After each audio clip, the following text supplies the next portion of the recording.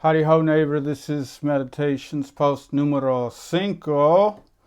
Today we're talking about everybody's favorite subject, Zelensky and MAGA. So there's a lot of just cruelty and ignorance. Like I read up, somebody said something about Ukrainians destroying Russians' home in eastern Ukraine, and or that those guys over there are Russian speaking. So I just want to address a couple of this. I see it everywhere. And the funny thing is overnight, people who barely knew a few years ago where Ukraine was on a map, or people like Candace Owens saying it's part of Russia, when they've been at odds, like basically going back to 13th century, I think, or 14th.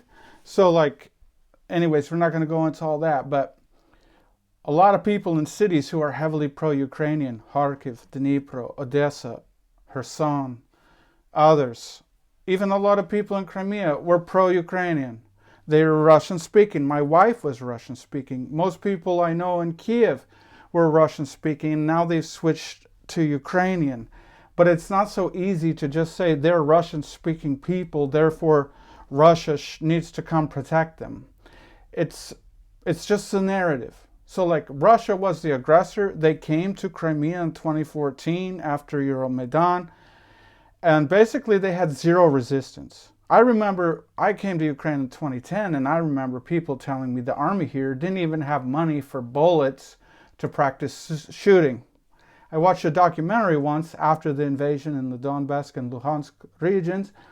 Guys were signing up for the army, and they were being told, we cannot guarantee you food or weapons or shelter, but sign up. And guys were signing up. Like, they didn't even have weapons back then. And, then you had guys like McCain and other war hawks coming and giving weapons, promising to give Ukraine all it need. And basically, kind of propping Ukraine up against Russia. But Russia was the aggressor. They came in unmarked uniforms. They told lie after lie after lie. Yes, there are a faction of people in some of those cities that are heavily pro-Russian. But imagine if all the Mexicans in California fighting ICE, or just all the Mexicans, decided, I speak Spanish, California should be Mexico. We took it from Mexico, right? Long ago. So what if they want it back? We'll tell them, no, sorry, you need to go back to Mexico if you're so pro-Mexican. And then if the Mexican government came into California in unmarked uniforms and said, we need to protect our Mexicans, we wouldn't have it. Okay, so ultimately it's a power game. If you're stronger, if you can lie better, you win. And that's what's happening. So anyways, the thing is because you heard a story about Azov Battalion. So, well, let's go there. The reason these guys came and fought Ukraine, some of them, not all of them, basically had a anti-Semitic worldview. However, they're old Ukrainian nationalists from Western Ukraine. That goes back to Bandera in the fascist era, when you had the fascists in Italy and Germany, and it was a strong movement in the world back then. So the roots go back there. But a lot of people in Western Ukraine who kind of idolize Bandera as a hero, they don't think of him as an anti-Semite. They think of him as an anti-Russian. They think of him as a figurehead of nationalism. So I don't think that's accurate, but that's what they think. And that's what they care about. I think they should have better heroes, Christian heroes, but anyhow, I digress. So Azov comes, and they're militant. They're willing to fight for the country. At least they're smart enough to know Soros is bad. They've always hated Soros, and they've always understood the EU is bad for Ukraine. So while a lot of them are radical, they were the only ones. Ukraine didn't have a trained army. They were the only ones ready and willing to go fight Russians, so they armed them. And there's a long history of America and CIA arming countries and this and that. It gets complicated. Maybe we can talk about that later. But The point is, what a lot of these people online are parroting are Kremlin talking points. They didn't know much about Ukraine, and now all of a sudden, and then they'll say, do some research. And it's like, buddy, were you there? It's like saying evolution is true. And it's like, do you have actual proof? Like, were you there? Like, you heard it from this source? Like, we're on the right, we say we care so much about facts and we criticize the fake news, but then we'll say anything that goes with our narrative, that goes with what we want to be true because it's convenient for us. And even if we're presented with facts that show we're wrong, we won't budge, or we're only show this part of the story, because if we tell the whole story, we'll lose ground in our argument. So this is called, like, I was watching a documentary the other day on the Israeli propaganda and listening to Thomas Massey talking about the pro-Israel lobbyists. And I start, all growing up, I grew up in a heavily dispensational church that had a strong view of Israel as, just very supportive of religious Zionism and even military Zionism. And for me, when someone recommended a book to me called The Lemon Tree about a Palestinian family that was run out of their home, I didn't even want to read it because I felt, oh my gosh, this is like teetering my worldview. I've always thought that things were this way. And I mean, my wife is half Jewish. I have family in Israel. I love Jews. I love Israel. It's an amazing place. But is the Israeli government and media one of the most conniving on earth? Yes. And the lobbyists, are they, are they not? They tell the story as always, they're the victim, but they came there first and invaded. I'm not saying it's right or wrong for them to invade or take the land. I'm just talking about how we hear these narratives and what we believe. And if we're challenged with truth, we should develop the mental capacity to at least consider it as a possibility. And if we don't, we are actually suppressing the truth in unrighteousness. And I thought about this verse in Romans that talks about unbelievers.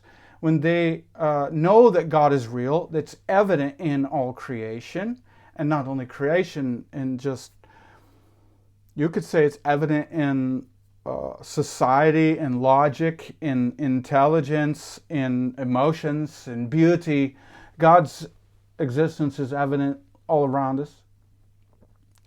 And I differentiate beauty from creation because creation has elements of beauty, but it also has elements of other things, interdependence and ecosystem and a lot. So anyway, the point is, I realize Christians do the same thing all the time. Suppress the truth and unrighteousness. I mean, just like a few examples I'll give you real quick. Like, I had a friend, he was a friend for many years. We're business partners, and we bought land, and I was giving him money to build a cabin there we were going to use as a rental. He ended up screwing me, like, flat out. Just, it's a long story, I won't go into it. But then other Christians online, because I had no other recourse, because I went to his church, I tried everything else I could, and I said, look, by this date, if we don't get it straightened out, I'm going to tell this online, because I believe the church should settle these matters between Christians. But anyway, so, but his friends, or his wife's friends, both, came on criticizing me, or like find some way to defend him or turn it so that I'm wrong. So instead of caring about what's right and true and investigating and wanting to know what actually happened, they show partiality to their friend, and they don't like me because of whatever perception they have, which is probably ungodly. And so they're suppressing truth and unrighteousness. They don't care what's true. They care about their friend. I'm not saying they shouldn't care about their friend, but they should care about what is actually going on, and care about that Christians don't steal from each other and lie and cheat each other in business. Or like people that have job security in a denomination. Maybe you've been invested in a denomination for many years, and then you find out that the theology there is wrong. There's one aspect of it you never bothered to honestly pursue the arguments against your denomination's position, and you will not voice that because you could lose your job. I would say this is suppressing the truth and unrighteousness. This is actually, for me, one of the hard things about being a Christian, because before I was a Christian, other than other like street punks and stuff, sometimes we would not trust each other, but I got along with all kinds of peoples. Hippies, jocks, gangsters, so everybody. I got along with everybody because I was not judgmental and I just wanted to be friendly with everybody. But as a Christian, I have a code. I have a strong moral code, and I have truth. I have a firm conviction on what I believe about the world. And so this, causes me, and this is what a lot of pastors and scholars do well. They're willing to stand alone and argue and have less friends because they stand for the truth. And in some ways, I feel like it makes them kind of cold sometimes. But anyway, the point is that that's another example of suppressing the truth and unrighteousness. Or like I had a meeting where I was trying to have mediation with an authority figure over multiple churches to come in, speak with a group in the church. And he basically just took their side on everything and said, well, I know them longer. Okay, yes, there's an element of trusting, knowing them longer. But if you know them longer, you should see there's something weird going on here. All the more because you've known them longer. Like, you don't just side with the people you know. You try to figure out what's going on, what's good, what's righteous, what's true, what's beautiful, and bring true, authentic healing and reconciliation. Not the political games. This is suppressing truth and unrighteousness. Anytime you have an unrighteous motive, an unrighteous goal, an unrighteous ethic, and might be playing games, manipulative games, whatever. It's all unrighteous. God hates this stuff. So, or like I listened to Doug Wilson and Joe Rigney talking about the sin of empathy, how people, this would be another example where you just have to validate someone's feelings or make someone feel you're on their side or show you support them, without actually investigating or probing what's the truth of the matter, what's going on in all kinds of situations in life. It's another example of where people suppress the truth and the righteousness. I remember I had a friend who, he was a Christian, but he was like kind of a liberal in a way, and he would say like, no, like, their feelings are valid. And I was a younger Christian at the time, and I had to really think through this. And no, our feelings are not valid. It doesn't mean we don't care about people's feelings, but that's another subject. Another example of suppressing the truth as unrighteousness is the media, who either flat out lies, or they spin things, or they leave out context, or they don't tell the whole story. Now, there is a sense in which we just try to understand things the best we can with the information we have, but we're humble and honest about it to the point where we're teachable and we're willing to change our opinion or admit we were wrong about something. And it's not about saving face. It's not about being right. It's about trying to understand what is actually going on. But a lot of the influencers or key opinion leaders, they won't get the sensationalistic clicks if they're just honest all the time. So, then it becomes a war of Democrats against Republicans, and it's not about truth. It's about who can tell a stronger narrative and shape public opinion better. So, anyway, that's what I just wanted to talk about, suppressing the truth and unrighteousness. Before I go into this, I received a message from somebody in Messenger.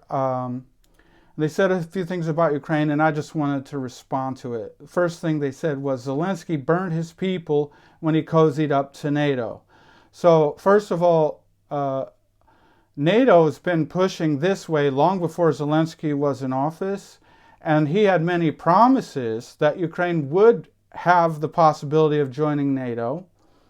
So he was actually led on. And when Zelensky wants to join NATO, I can vouch for you, whether they're wrong or right, he's echoing the sentiment of almost all Ukrainians. Pro-Ukrainian Ukrainians want to be in NATO. What else? What other choice do they have when their neighbor is meddling in their politics in a highly corrupt way? People think Zelensky's corrupt. Did you see Yanukovych? He paid, in his mansion, which is now a museum you can go visit, $100,000 a day to his staff. And when he fled Ukraine, he emptied the national treasury before he went to Russia. That's how corrupt this guy is. It's a joke. Like, okay, Zelensky and his buddies, they might have laundered some money here or there. That's just the way things are in Ukraine. The tax laws were so ridiculous that anyone who had money did that. And I can't say, I have no idea to what extent anybody did or didn't launder money, but if I was making millions in the entertainment business in Ukraine, I'd probably do the same thing, and so would you. I'll almost guarantee it. That's everybody here lives that way. It's like, you would give more than half your money to the government or something. Anyways, if you didn't. So, and then the oligarchical system. Now, well, that's just the way the politics here work. It's all run by oligarchs, and Zelensky was backed by Kolomoisky. Then they went after Kolomoisky later. I think maybe this is speculative. I know none of this for sure, that he went more with Pinchuk or other oligarchs that were, Pinchuk used to be a heavy donor to the Clintons, and it just seems to make sense. And then they basically seized a lot of Kolomoisky's assets, at least the state did. But people need to be careful. They like to lump like all Ukrainians in with this, or Zelensky did this, so all Ukrainians are guilty. Like, okay, let's say USAID, Soros, and others, I know actually for a fact they were meddling in Euromaidan, but I know tons of Ukrainians here in Kyiv who knew nothing about this, were not paid to be there, were out in the cold for months, fighting this tyrannical dictator, protesting, and protesting against the brutalities against them. And they simply, perhaps in their naivety, wanted pro-Western ideals, democratic ideals. Maybe not even aware of all like the progressive wokeness and other weird stuff that comes along with all the baggage of that in Europe. But not all Westerns are that. Like Poland is conservative, and other nations. Or some are more centrist. And when we say like all Ukrainians or Zelensky cozied up to NATO, we would you like it if everyone else around the world stereotyped Americans to the Biden crime family? No, you wouldn't. So there's a huge shade of people here, but there's a strong Christian culture, like cultural Christianity, a long history of it here. So there's also a heavy influence, like a hangover from the Soviet Union, which has affected the culture here. So it's not all black and white. But anyway, of course they wanted to join NATO. What else can they do?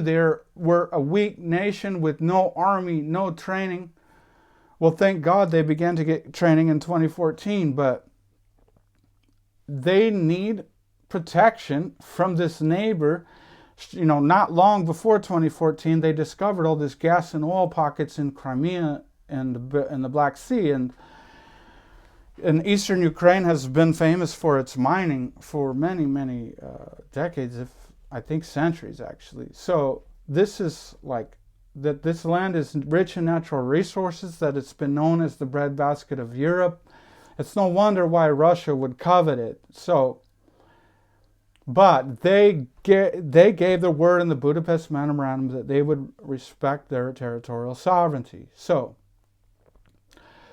anyway, okay, I said that Ukraine needs to accept the reality of being a buffer state and stop worrying about joining NATO, which is probably what they just have to accept, that reality. And whether, I used to think it was a good idea for Trump to just withdraw from NATO. Now I'm not so sure, because I don't think they should withdraw from it, but they should try to reform it, because who knows who's going to be in power long term in other parts of the world. So that's probably an alliance you don't want to just renege on, even if there's some spoiled parts in it. Just get in and reform it. And perhaps stop trying to provoke, poke the bear, as they say. Then he said, deals over land and intent have been broken on all sides.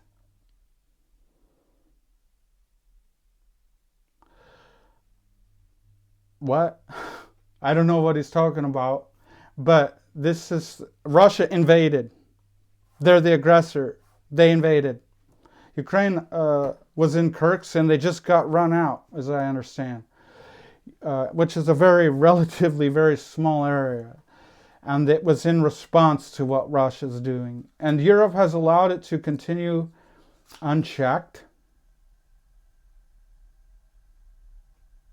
Allowed what to continue unchecked? Russia coming and taking stuff? Russia meddling in Ukraine's elections? President Trump is the only head of state to make an effort to end the killing. Everything Trump does is good. He's the Messiah, or sorry if that's an exaggeration, but people have this, I think, inflated view of how great he is, and if he makes some blunder or says something silly, it's like he's playing 4D chess. They rationalize everything he does as some mastermind, and he's the only righteous one. Do you think when he says he wants to end the killing, that that's actually what he's doing? Like, maybe that's part of it. That's the narrative he's pushing. But do you really think that's what he cares about? If that's what he cared about, why does he need a mineral deal? Just come stop the killing. And then, and he's the only head of state. Okay, well, what about Rand Paul? Anyway, just as one example. So, once the killing has ended, we'll see what gets done to keep the peace. Yeah, we'll see. Americans don't need to be involved in this. Why should we care? Wow. This is cruel. And I'm not going to say who this is, because some people might figure it out if I say, but he was a missionary in another country many years. And I have a number of reasons you should care. First of all, are you a Christian? God's heart is for the nations, not just Americans. And it's like the guy who asked Jesus, and who is my neighbor? If America is supposed to be a Christian nation, at least that's what we as Christians should be fighting for it to uphold and grow into more and more, then we should care about the nations. We don't have to police and control everything, but there is an element of generosity, altruism, and maybe keeping bad people out of power and doing what it takes to retain our power and in a godly way. And then, we should care about other people. That's why you should care. Number one. Number two, if we're all about MAGA, Make America Great Again, I'm all for Make America Great Again, but not when we put America over God. So we need to make America glorify God again. How about that? We need to, if you let Putin grow in power, your children will pay for it. Like Zelensky told Trump in the meeting, you will feel the influence. And Trump's like, don't dictate to us what we'll feel. It's like silly. It's like childness. You're already feeling it. I see it because I see everybody saying the stuff the Kremlin feeds them, and they think they're experts when they're just parroting propaganda because they want cheaper eggs and cheaper gas. So, and then they'll even say things like Marjorie Taylor Greene, like, we've been brainwashed all these years to think Putin is bad. No, Putin is bad. The media or Putin, for that case, doesn't need to lie all the time. Sometimes the truth, or the truth taken out of context, will suit them just well. And because they say Putin's bad, I know that we distrust them because they were lied about George Floyd and critical race theory and whoops, my power has been going on and off. Okay, they lied about everything for so long. About Trump, you know, how they demonize him, and, you know, it can go on and on about all the lies, COVID and stuff. So then when we say, when they say Putin's bad, we go, Putin must be good. Like, do a little homework before you say something so silly. This man is extremely wicked. You know, it's like the Muslims who will break any treaty whenever. They'll just bide their time and wait for their opportunity. You know, the radical Muslim militants, their word cannot be trusted for nothing. Where do you think Ukraine got this culture from? From the Soviet Union. The corrupt stuff came from there. So, like, it's just a mafia game. And so, anyways, why should you care about Ukraine? God cares about the nations, for one. They're our neighbor. The Bible says when it's in your power to help someone you do not, for you it's a sin. So if America's the most powerful or one of the most powerful nations on earth, and we're supposedly a Christian nation, we should be a beacon of light, and we should care about the people here. Someone who was a missionary in another nation, they might not have the same heart for Ukrainians that I or other missionaries here would, but as fellow image bearers of God, being invaded, having their homes just destroyed by terrorists, and the fact that this terrorists, when they grow in power, will just create more and more sock puppets to whisper things in your head, or who knows how far their influence will reach. I mean, they had media channels in America. They had what's her name? I forget her name. She was Daily Beast, or the conservative talk show, Lauren Chen. She was caught receiving money from Russia. So that's just one example. I'm not going to go so far to say Tucker Carlson or Tulsi Gabbard are, Russian agents. But they definitely ran with Kremlin talking points, because it was convenient for their position, not because it was or wasn't true.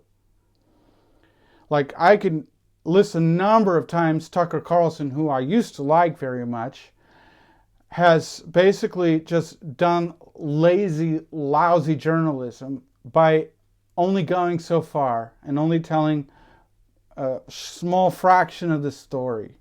But these people are dangerous because people listen and they trust them. And they just repeating what they heard somewhere. Like, look, I'm not for forever wars. Like Vietnam took 20 years, Afghanistan 20 years. Or maybe the reason we're in Afghanistan was because of opium, which was connected to the Sacklers, blah, blah. Maybe all of our reason for fighting Putin isn't pure. Like, Mike Benz says that Russia has like trillions of dollars worth of natural resources and the globalists want that. I don't know, because on the other hand, it seemed like Burisma is actually Russian. The oligarchs involved in Burisma fled to Russia after Euromaidan. So it seemed like, well, in that case, the Biden family would have been getting money from pro-Russian oligarchs, not Ukraine. And then people hear this story about Burisma in Ukraine, and they're like, oh, it's all Ukraine. Like, okay. So Americans are all Enron, I guess. Anyway, so it seemed like Biden just leaked aid, then they washed some of it back to themselves. The Democrats have shown they know how to wash money and hide money. They could have done it without Ukraine's help, or maybe certain people in Ukraine helped them Doesn't mean Zelensky was involved. And until you know he was or wasn't, your speculation is just slander.